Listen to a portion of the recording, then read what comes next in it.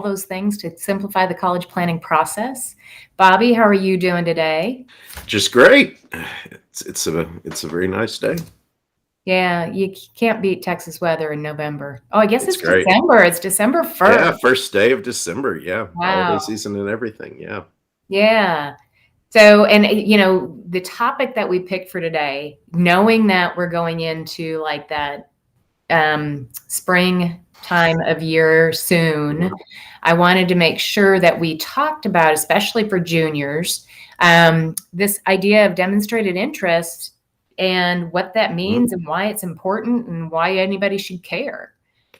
Yeah, absolutely. I mean, if you're a junior this year, right, now is the time. And we've been talking in recent weeks about, taking time to start narrowing down your college list and start making that college checklist and start checking things off. In junior year, now's the time to do it. And so once you start figuring out what your college application list will be, you probably at some point will get a feeling of which one's your top pick, right? That doesn't mean the most elite or anything like that. The one that you feel like you'd be at home at, right? That you'd be happy at.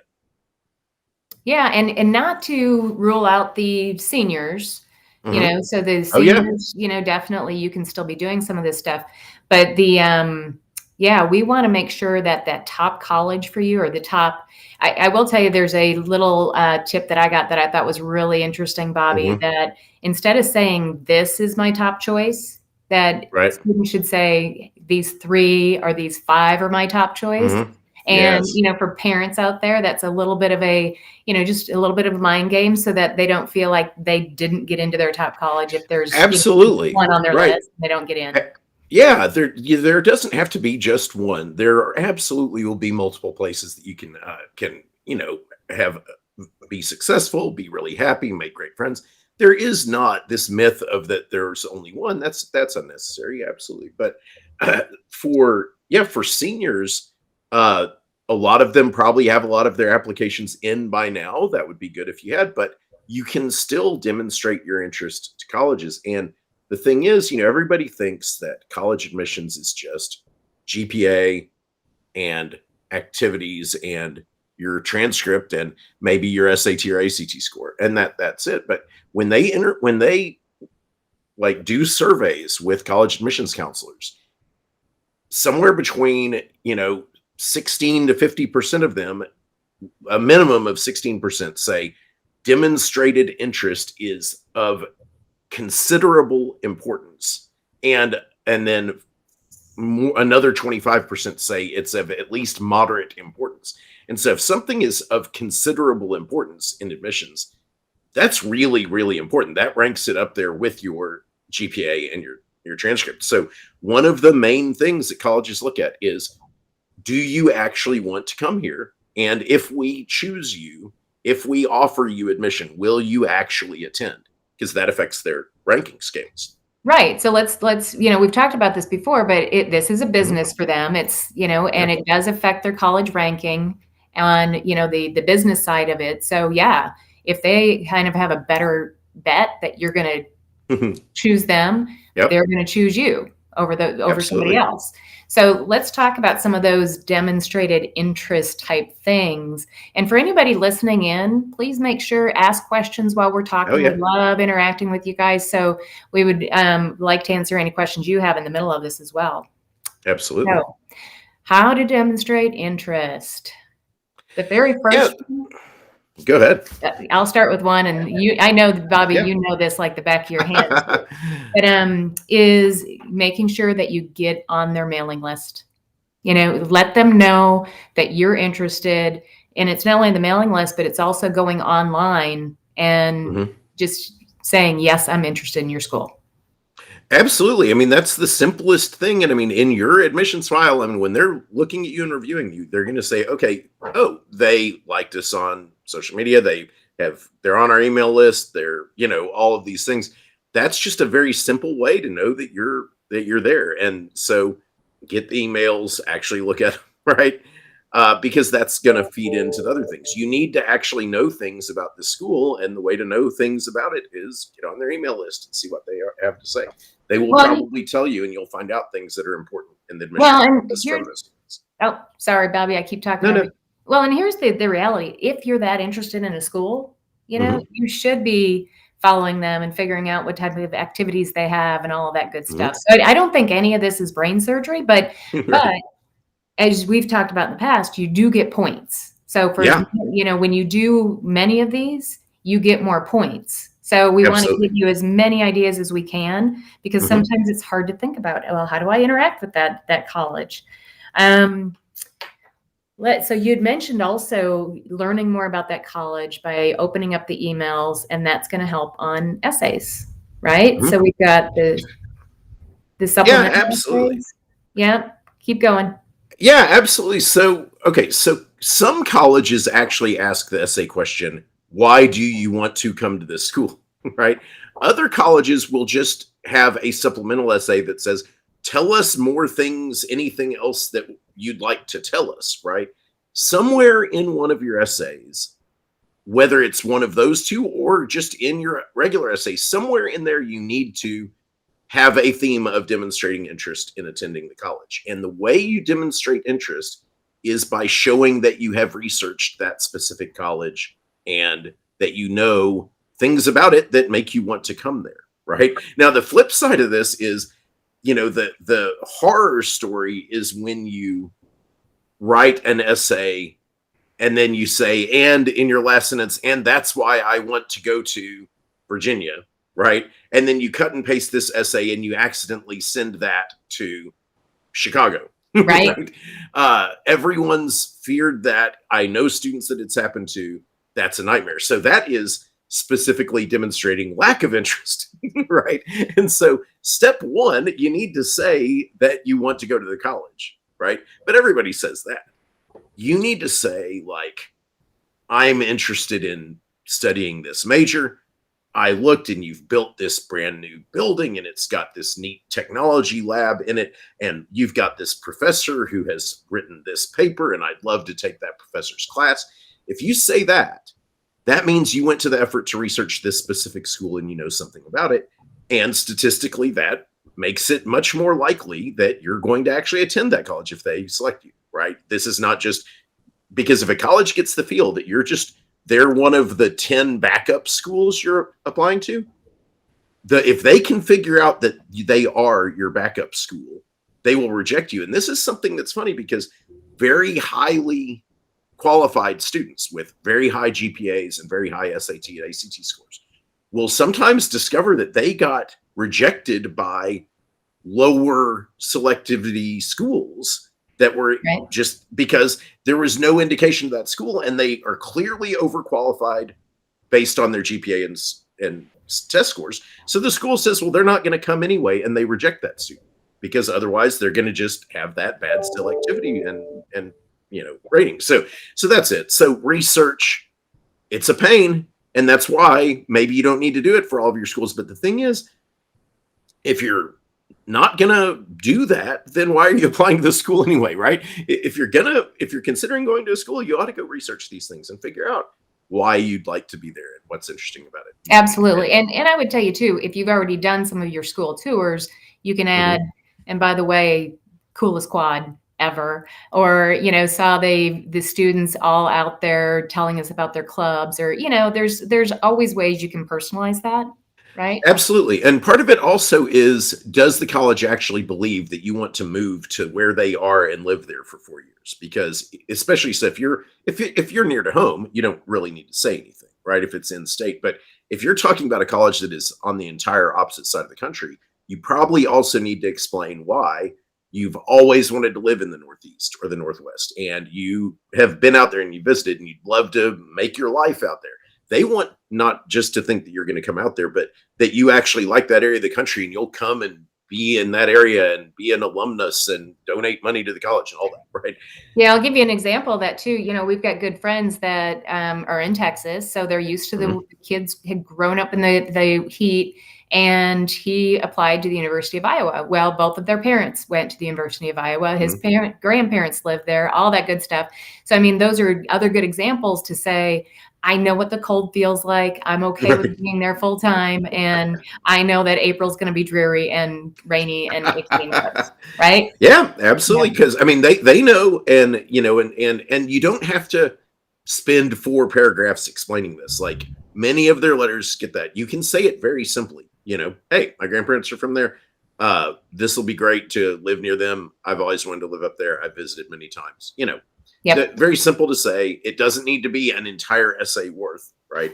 But you can just in a few sentences demonstrate that you've done some research, that you like the place, that sort of thing. All right, we've beat that one to death. So let's go on to social media.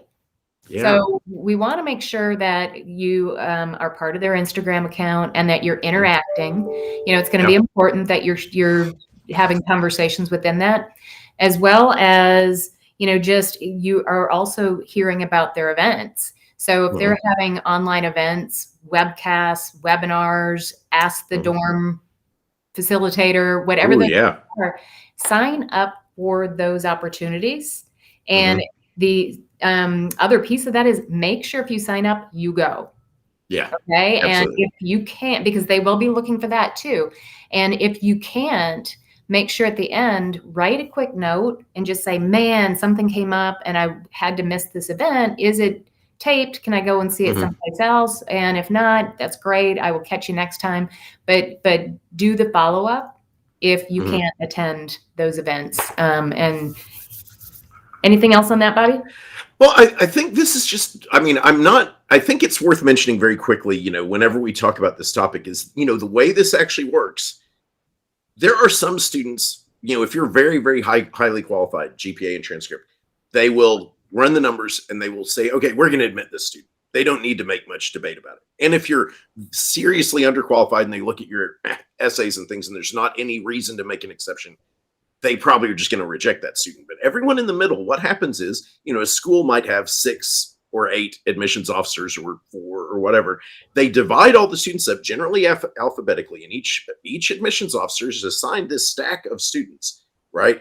And what they do each week, they go into an admissions meeting and the admissions officers make a pitch and they pick, 10 or 20 students. They say, okay, out of my stack, I'm going to argue today in the admissions meeting that we should accept these 10 or these 20. Well, the way they pick who out of that stack they're going to recommend is human, right? And so if they start noticing you and they're like, this person's coming to all our events, this person is like sending me emails, they're super excited, they were really nice when they were in that Ask the RA thing, right? That's it, right? That's going to get that person on your side and arguing in your favor. That's why you do this. I think what people don't realize is that they feel like they know a lot of these students as individuals from staring at their file for so long, right? They really do. It so surprises me, Bobby, that they take it very seriously. Really, and they're talking to thousands of kids, or at least reviewing thousands of kids. But I'm glad you brought up too that there are that stack of kids that they're in, right? Yeah, they have the scores, they have the grades, and you can pretty much figure that out. If you go to their website and you look at their scholarship information, and if you meet their criteria, you're pretty much a shoo-in. I can't generally, unless there's something strange, right? Right. So I love that you brought up that they says the middle kids that are like, I don't know if I'm going to get in. So here's where the effort comes in, right? Absolutely. Yeah, and we didn't bring up, and it kind of fits in with the social media and stuff, but definitely when the college fairs come to town. Make sure, even if you've already sent in your application or you're thinking about it, always go up to that desk and talk to those people because they carry a lot of weight too. They're going back. They're part of the team that goes back and says, man, Bobby's come up to my booth every time I've been there. Bobby's reached out to me, even after the event and asked me a couple questions. I mean, they know that stuff. Yeah, and people, it really surprised me when I learned, and I didn't know when I was in high school, that, at the moment you walk away from that booth, they are taking a pen and paper or something, and they're making a note, your name and what the interaction is like. They are keeping notes. And so Yep. don't be a jerk when you're, Oh, yeah, well, when hopefully you're that's not happening, right. but I could see myself going, "Well, I already know I applied for the Right. Yeah. I admissions don't I need to have. talk. Yeah. I'm just gonna skip that booth today," right? But go Yeah. see them, say hello, even if it's just, "Oh my gosh, it's great to Absolutely. see you here again. I'm still Right. really interested." Yeah. It's can be simple. And I think sometimes people don't even realize that those people at the college fair are the admissions counselors. Like they're not just some employee. Those are the people who are going to be responsible for whether you get in or not. So yeah, you want to talk to them. Yep, For absolutely. sure. And then too, speaking about meeting in person, obviously your college visits are a Hmm. huge piece of this. They do know when you've signed up for orientation for the Hmm. for the school visits. They do know if you've requested to talk to a specific Hmm. department and to set up a just a separate kind of tour of the Hmm. buildings that those classes are in and all of that good stuff. Yeah, absolutely. I mean, and I remember, when I was in college at TCU, I worked at the admissions office, and part of what I would do is give lots of tours, and various things like that. And I think a lot of people don't realize that when the student rep who gives the tour, when they come back from the tour, like if there was a student who was like, we know the names of everybody because they signed up for the tour, right? If there was Mhm. anyone who was, I mean, I remember coming back in the office and going, oh my gosh, I met this person. I can't wait for this person to come here next year. This person is awesome. And when I said that, the admissions officers would make a note. And if I said, hey, this person was super disruptive and a jerk, they would also make a note of that. Right. So even on the tour, even when you're talking to students, like from the admissions office, yeah, Okay, it's tell fun me stuff. tell me this then, Bobby, if you had like the overbearing parent that they were the rah-rahs and asking all the questions and the Mhm. kind of hanging back, how does that play out? I'm just curious. I mean, yeah, you'd come in and grumble and be like, okay, this was a tour for the parents and the kids didn't seem very interested. Like it's not as though I was actually like actively going and writing notes down and giving them to anybody, but it would surprise me because I would just be saying what my experience was. And then like an admissions counselor would be like, oh, hey, okay, wait, who is that? Right. So like, I was like, oh, wait, okay, I need to be careful what I say. But mostly it was if I was super enthusiastic, I'm like, oh, this is the coolest student. And they'd be like, oh, yeah, no, she's already called us like 5 times and her older sister went here. And yeah, like Oh, we cool. love her, Okay. like they would be like, oh, we already know her. Yeah, she's amazing. We're super excited about her coming. The point was I didn't realize that like they're super aware of all of that, and that was really interesting. I mean, Yeah. back then a long time ago, that there was a program at least there that you could come and spend the night overnight in with a volunteer student in their dorm room. I think eventually they stopped that program because there's so many risks involved in that. But that certainly would affect admissions chances at all because that's when you can really accidentally get yourself and be disruptive and things like that. And like Yeah, you could definitely give a that I bad could see impression. that being a little bit So I would not really tough. recommend that. But you can see that there's so many ways that all of this, so many ways, and the college. I guess the point of this whole thing is that the college pays more attention to this than you might imagine, and there are ways that you are interacting, like opening an email but not clicking anything, or if you delete every email that comes, or if you don't send a thank you note or whatever. They notice all those things, right? And They these are do, and just to oh, add to okay. that, be careful too. Don't just open the emails and click on everything because they'll see that too. That's going to be real obvious to them because all this Mhm, stuff is tagged, guys, on the back end. They'll say, clicked on this, clicked on that, clicked on this. mhm, So click the things that really interest you. Don't mhm. feel like you have to click on everything because it's Oh kind yeah, of, absolutely. yeah. Yeah. But it's good. I mean, just interact and show your interest. I mean, one of the things I saw one time is like, don't apply on the deadline day. Don't apply late, but apply early. Send in your application a week or two before the deadline because that's another of those things. If you send in your application a month before the deadline, they start reviewing it then, and that's just more time they get to know you. So Yeah, and I'll tell you, Bobby, for that's some a things, good way. I can tell you for me, the ones that are going to be more important would probably be the ones I'd put off the longest Hmm. because I would want to make sure they were really, really, really right. And Hmm. so, yeah, I'm glad you talked about that too, because it's like they really need to be the first one on your list.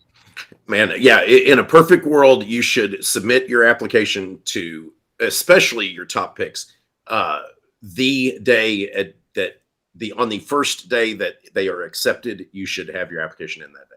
Yeah. And if you start working a little bit each week, like we've talked about, you can absolutely do that, right? There shouldn't be anything, if you just work on it over the summer and get it all done, then you won't have that horrible stress of deadlines and nightmares, right? Yeah, and I'll bring up one last one that we haven't hit on, and this may be a tough one for kiddos because this is not something that we do as much as we used to do in the past, but that is actually have note cards that you fill out and you write a thank you note and you send it to whoever you met, whether that be on the college campus tour or at the college fair, or maybe you did see a really cool webcast that you thought, was really helpful and insightful. And you don't have to go overboard on this, but it's another one that's an easy one to do. You just have to take the 10 minutes to make it happen. Oh, absolutely. And I think, a lot of times now you can get emails, and an email will have a very strong positive effect. A thank you note email will. Handwritten thank you note, I think, might be like so amazing that would be really amazing. I think that happens very rarely nowadays. But even an email follow-up that's very simple, just, I enjoyed your talk so much. I was glad I learned about blank. Thanks for taking the time to meet with us. Like, those will be very powerful, even sent over email. And you can probably get the email address for most people now. I think so too. Yeah. I think or ask, just ask. Yeah, absolutely. Yeah. Can I get your email? Yeah. And so I think all of these are very doable. And I kind of go back to, man, if you've got 2 or 3 schools that are the top of your list, this stuff should be kind of easy. You just have to it's got to be top of mind and make it happen. And and I think when you put this all together, these are actually just the habits that make people successful anyway, is showing interest in people, following up with people, saying thank you to people. Like, those are good habits to learn as an adult anyway. It's just, we're alerting you to the fact that, like, it's going to have a real specific, like, demonstrated effect on your chances of getting in to a school. So it's a good time to really practice it. Absolutely. And then after our webcast today, I will go ahead and drop into the comments the download for the college visit, because I think that kind of ties in with this, as well as the college planning timeline. So if you need those resources, they will be in the Facebook page shortly after this. And I think that's all we've got. Yeah, that's great. Yeah, the list of questions to ask when you're on a college visit, the checklist for that, and the timeline. Now's the time to start working on it. Absolutely. So, yeah, that's great. All right. Well, we'll talk next week. All right. Thanks, Bobby. Thank you, Carolyn. Oh, hey, Carolyn. Hey, Carolyn, I'm glad you stopped by. That's why we talked about this today, based on what you asked yesterday. So I'm glad you heard this.